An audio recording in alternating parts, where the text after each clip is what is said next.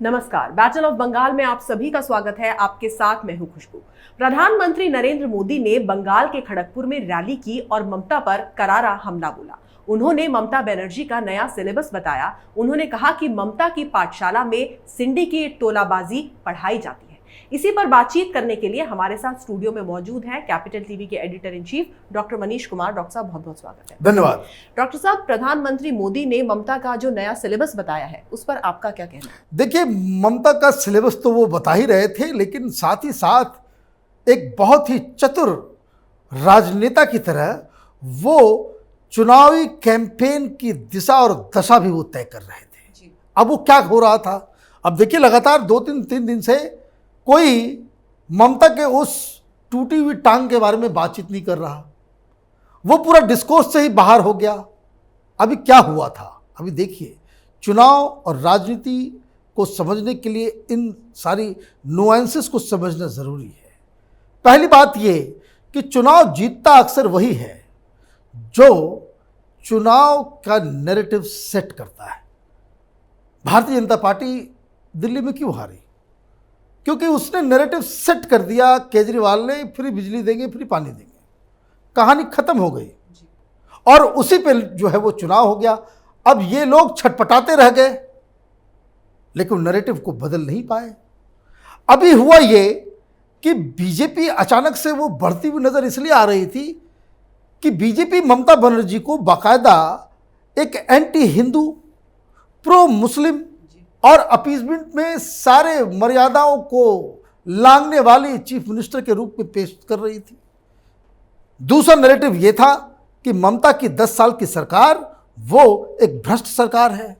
वहाँ कटमनी चलता है, वहाँ टोलाबाजी होता है, वहाँ सिंडिकेट काम करता है, वहाँ पे कोई इंडस्ट्री नहीं है, कोई विकास नहीं हुआ, कोई इन्वेस्टमेंट नहीं आया। ममता बनर्जी बंगाल को तबाह और बर्बाद कर दिया और इसीलिए हम फिर से गोल्डन एरा, जो बंगाल को जो है स्वर्णिम बंगाल बनाएंगे, जिसको वो बांग्ला में कह रहे हैं कि सोनार बांग्ला वो क्रिएट करेंगे। अब हुआ बीच में कि नंदीग्राम वो चली गई, वहाँ तक तो बीजेपी ठीक चल रही थी, लेकिन अचानक से ममता बनर्जी का वो पैर टूट गया। वो नाटक कर दी, वो ड्रामा शुरू हो गया उनका। साड़ी उठा करके, वो पैर आगे दिखा करके वो अपना कैंपेन चालू कर दी। तो इसमें ममता बनर्जी को झटका लगा, क्योंकि साथ में बहुत सारे भोंपू वाले सब भी तो हैं कि ममता बनर्जी को सिंपैथी वो मिल जाएगा, ये मिल जाएगा, वो मिल जाएगा। तो भाई, सिंपैथी वोट के ऊपर ही चुनाव होगा क्या? ये किसी का पैर जो है वो गाड़ी के गेट से दब गया, ये करोड़ों लोगों के जीवन का फैसला होगा इसी के ऊपर। और कहां ये सारे पत्रकार जो हमेशा कहते हैं भाई, जब बीजेपी शासन होता है कहीं पे राज्य में, तो ये बोले मैं रियल मुद्दा पे चुनाव क्यों नहीं हो रहा। और अभी जब ये लोग रियल मुद्दा से भाग रहे हैं बाहर, तब क्यों नहीं आर्थिक सामाजिक मुद्दों को आप उठाते हैं? फिर इन्वेस्टमेंट की बात क्यों नहीं करते, रोजगार की बात क्यों नहीं करते, एजुकेशन की बात क्यों नहीं करते? कितने लोग हैं जो, आप मुझे बताइए, कोई टेलीविजन चैनल है ये तथाकथित जो अपने आप को पत्रकार होने का सर्टिफिकेट देते हैं? कितने लोगों ने दिखाया कि बंगाल में हॉस्पिटल की स्थिति क्या है? आपने देखा कोई रिपोर्ट? वहां किस तरह से हॉस्पिटल है, किस तरह का स्कूल है, किसी ने दिखाया? नहीं। क्यों नहीं दिखाएगा? तो वो उसके नैरेटिव में सेट नहीं हो रहा था। और इन्हीं सब अनकंफर्टेबल क्वेश्चंस से दूर भागने के लिए प्रशांत किशोर ने बाकायदा वो हर जगह, आप ये देखिए कि किस तरीके से सारे होर्डिंग्स जो है उसने बुक कर लिए थे। वो पेंटिंग आ गया था, वो सारा कुछ आ गया था कि पैर के ऊपर जो है खेला होबे, फुटबॉल है, फुटबॉल के ऊपर टूटी हुई टांग, प्लास्टर लगा हुआ, खेला होबे, खेला होबे। लेकिन इस खेला होबे को, ये जो सिंपैथी वेव जो निकल रहा था, इसको अगर बीजेपी कंट्रोल नहीं कर पाती तो चुनाव एक तरफा हो गया होता। लेकिन बीजेपी ने बहुत ही चतुराई से, जिसको कह सकते हैं बहुत ही अच्छे तरीके से, इस पूरे एपिसोड को इन लोगों ने टैकल किया। जो टॉप लीडरशिप थी, उन्होंने इसका मजाक नहीं उड़ाया। जो अमित शाह हुए या मोदी हुए, नड्डा हुए, ये बार बार इस बात को कह रहे थे कि हम तो यही चाहते हैं कि ममता बनर्जी फौरन ठीक हो जाए, हम स्वास्थ्य की कामना करते हैं। लेकिन जो सेकंड रंग, थर्ड रंग के जो लीडर थे वो कह रहे थे ये ड्रामा कर रही है। तो ये दोनों मिक्स, और सोशल मीडिया और आम लोगों तक भारतीय जनता पार्टी ये बात पहुंचाने में कामयाब रही कि ममता बनर्जी ये जो अपने पैरों के साथ तमाशा कर रही हैं वो दरअसल नाटक है।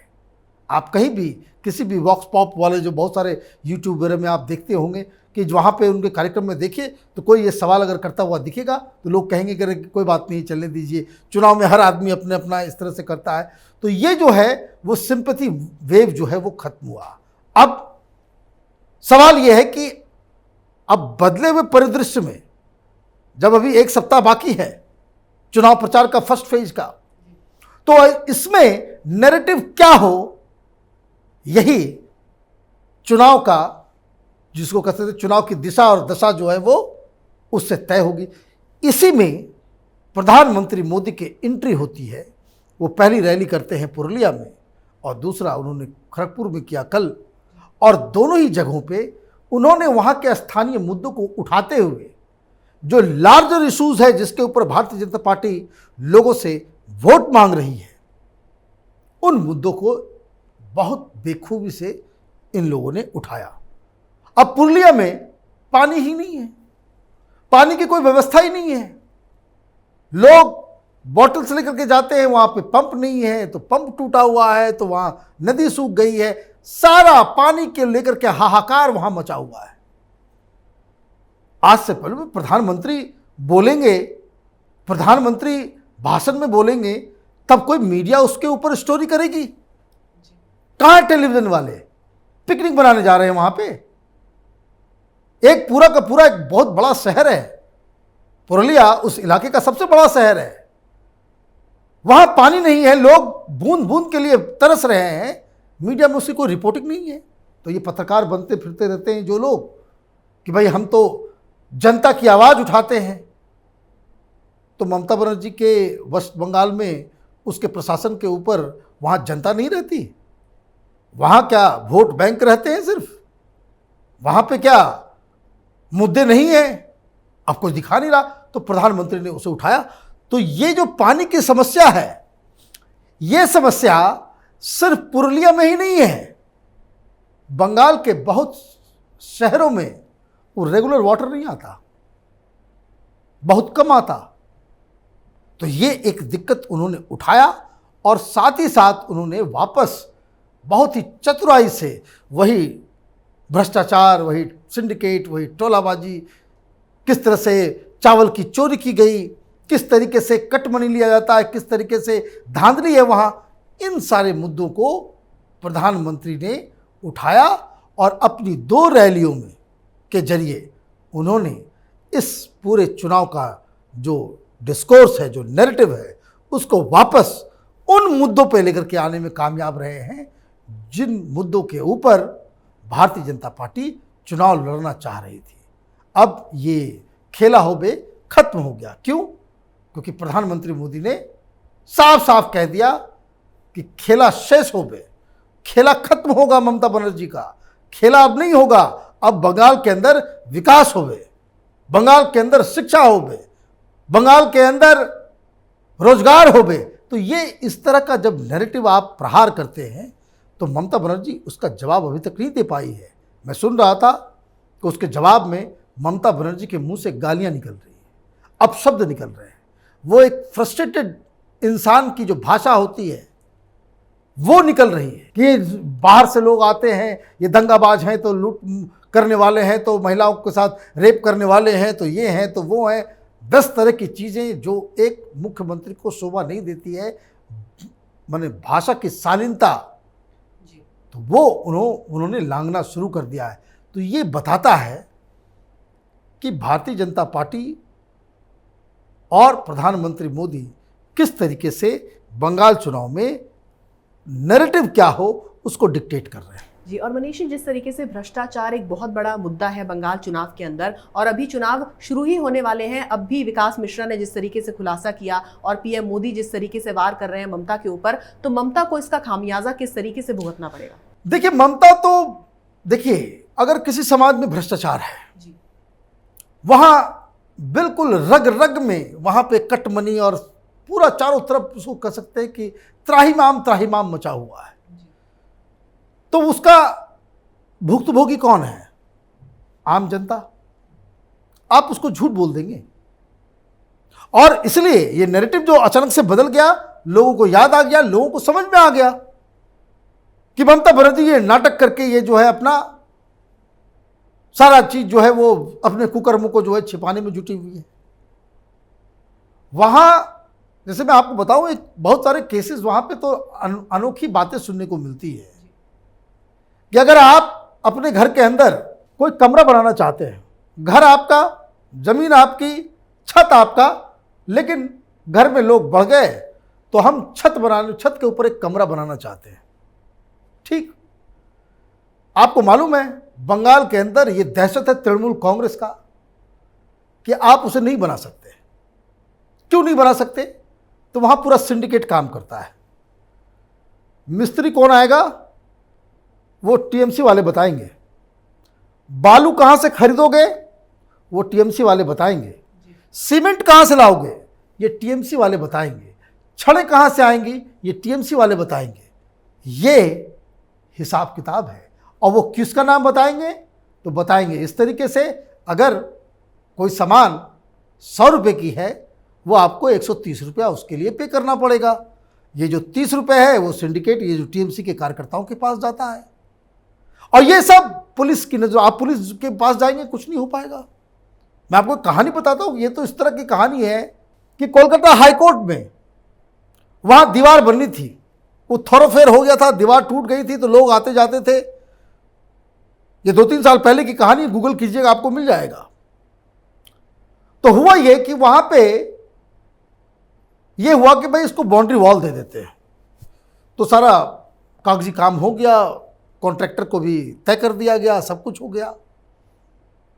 हाईकोर्ट की बात है, 6 महीने बीत गए, कोई काम ही नहीं हो रहा है। तो एक बार चीफ जस्टिस बोले कि भाई वहां पे हमने आदेश दे दिया, ये बन क्यों नहीं रहा है, कॉन्ट्रैक्टर को बुलाओ जरा सा। तो फिर वो लोग आए, बोले कि हम कैसे काम करें, यहाँ तो घूस मांग रहे हैं, ये बोल रहे हैं कि भाई हमारे यहाँ से छड़ लेके आओ, हमारे यहाँ से ईंट लेके आओ, हमारे यहाँ से सारा कुछ करो, तो ऐसे में तो हमको तो नुकसान हो जाएगा, मैं काम क्या करूँगा। तो ये देखिए, वहाँ के चीफ जस्टिस ने फिर वहाँ के कमिश्नर को बुला करके बताया कि भाई ये क्या है, हाईकोर्ट की दीवार देने में भी हमको घूस देना पड़ेगा, ये किस तरह का सिस्टम चल रहा है। तो ये ममता बनर्जी का प्रशासन का एक कारनामा। एक और कहानी मैं बताता हूं कि सॉल्ट लेक में 2 प्रोफेसर थे, बहुत रिनाउंड प्रोफेसर, और इसे जो है बकायदा आउटलुक में ये स्टोरी छपी भी थी। और उन्होंने घर में, उनको बाथरूम कुछ बदलना था, बस पहुंच गए तृणमूल के गुंडे, और गुंडे आ गए, उन्होंने कहा कि भाई पैसे दो तब तो बनेगा, नहीं तो नहीं बन पाएगा। अब उसको हैरास करना चालू कर दिया इन लोगों ने। तो अब आप देखिए किस तरह से, माने बेशर्मों की वहां पूरी टोली की टोली बैठी हुई है बंगाल के अंदर। तो ये दोनों जो प्रोफेसर हैं, ये शेख हसीना के भी दोस्त हैं, उनको वो पढ़ाए हुए हैं, ये एजेड लोग हैं, कोई ये नहीं कि यंग कपल थे। तो उन्होंने शेख हसीना को फोन किया कि ममता दीदी को बोलो कि उसके लोग हमें परेशान कर रहे हैं। शेख हसीना ने ममता बनर्जी को कहा कि हमारे वो जानकार है, हमारे प्रोफेसर रहे हैं, उनके घर में ये दिक्कत आ रही है, जरा उसको सॉल्व करो। ये स्थिति है बंगाल की। ये जो सारे जो मुंह चमका रहे हैं टेलीविजन के ऊपर कि सब कुछ हिंदू मुसलमान ये और वो, यूपी में ये हो रहा है तो बंगाल में कैसे सेफ है, ये हकीकत है। मैंने आप देखिए, ममता बनर्जी की तृणमूल कांग्रेस ने ये हमारी इंटरनेशनल बेइज्जती करवाई थी। आप इस तरह का घटिया प्रशासन चलाएंगे, वो आपके लोग हैं। और मजेदार बात क्या कि ममता बनर्जी की आंखों में जरा सा भी शर्म होता ना, तो जो लोग उन प्रोफेसर्स को तंग कर रहे थे उसको उठाकर जेल में डाल दी होती। कोई एक्शन नहीं, बाथरूम ही बना, जिन लोगों ने धमकी दी उनके खिलाफ कार्रवाई नहीं हुई। ये दंश ममता बनर्जी का मां माटी मानुस का मॉडल ऑफ गवर्नेंस का, ये उसका असली चेहरा है।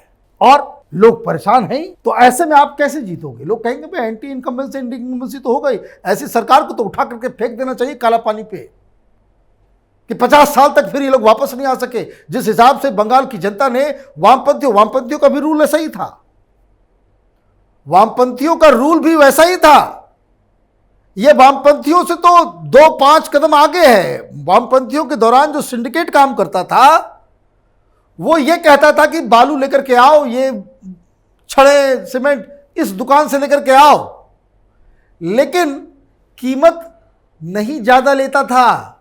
वो बाजार से लेकर के आओ या उसकी दुकान से लेकर के आओ जहां ये लोग सीपीएम के लोग कहते थे, तो कीमत में कोई फर्क नहीं होता था। तो लोग जो है उसको लेते थे वहीं से कि चलो भाई वहां भी पैसा देना है, यहां भी पैसा देना है।